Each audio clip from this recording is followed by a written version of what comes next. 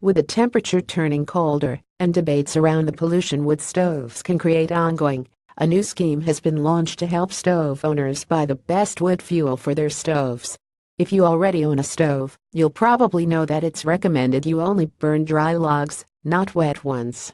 But how do you know whether the logs you're buying really contain as little moisture as it says on the packaging? The new government-backed scheme, put into place by wood quality assurance organization WoodSure, will see ready-to-burn logos see below added to wood that has 20% or less moisture content.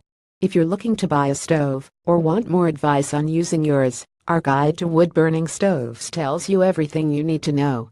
Ready-to-burn scheme for wood stoves. There are a number of reasons why burning wet wood is not advised. It releases more potentially harmful particulates air pollution into the air than burning dry wood. It produces less heat because the energy is being used to burn the water off first. It takes longer to burn, again because the moisture has to evaporate first. It creates more sooty deposits in your chimney, which could become a fire risk and will mean your stove needs maintaining more frequently.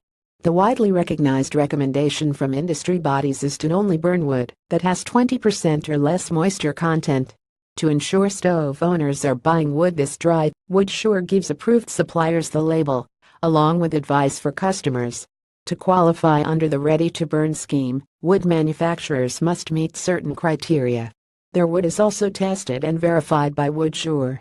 Find out more about buying fuel and maintaining your stove in our guide to using a stove. It includes how-to videos on burning fuel effectively, top tips for using your wood stove, as well as looking for the ready-to-burn logo. Choose wood fuel that has as low a moisture content as possible.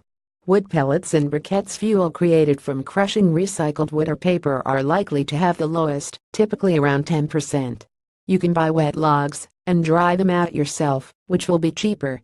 But they will need around 2 years to dry, and you will need to have enough space to store them so they don't get wetter.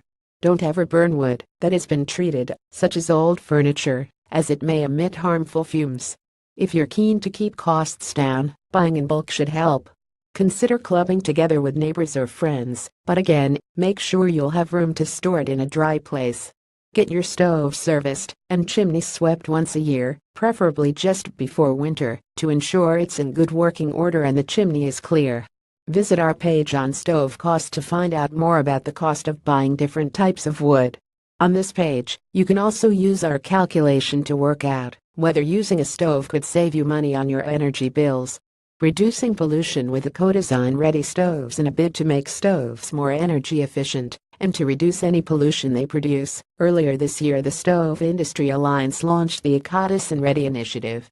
Currently, stoves have to be between 60% and 80% efficient to meet EU standards, but, as of 2022, they will need to be at least 80% efficient. Ecodesign Ready stoves should burn fuels more completely, making them more efficient in the amount of heat they give off, and burn off more harmful particulates before they leave the stove. The aim of the Ecodesign Ready scheme is to encourage manufacturers start making stoves to this standard now. Any stove labeled Ecodesign Ready already complies with the new rules. You can read more about Ecodesign Ready stoves in our news story.